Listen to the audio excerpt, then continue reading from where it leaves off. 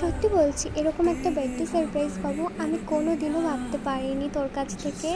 তো thank you so much আমাকে এতটা ভালোবাসার জন্য, আমাকে এত বড় একটা সারপ্রাইজ দেওয়ার জন্য।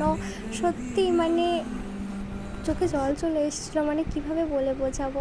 তারপরে তোর হাতেরই পায়েসটা, প্রথমবার তুই আমার জন্য পায়েস বানালি, কোনো দিনও পায়েসই বানাসনি, তাও অনেক টেস্টি হয়েছিল এই প্রথমবার বানানো পায়েসটা। So thank you so much আমাকে এতটা ভালোবাসার জন্য। আর বেশি কিছু বলবো না তোদেরকে নিয়ে, যাই বলবো কম হয়ে যাবে। সো এভাবেই থেকে যাস। Thank you.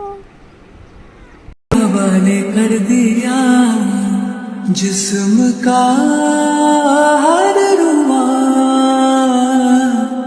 तेरे हवाले कर दिया।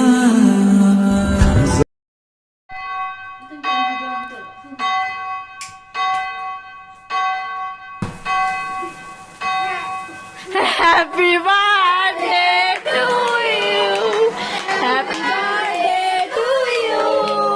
Happy birthday, dear Moni. Happy birthday to you.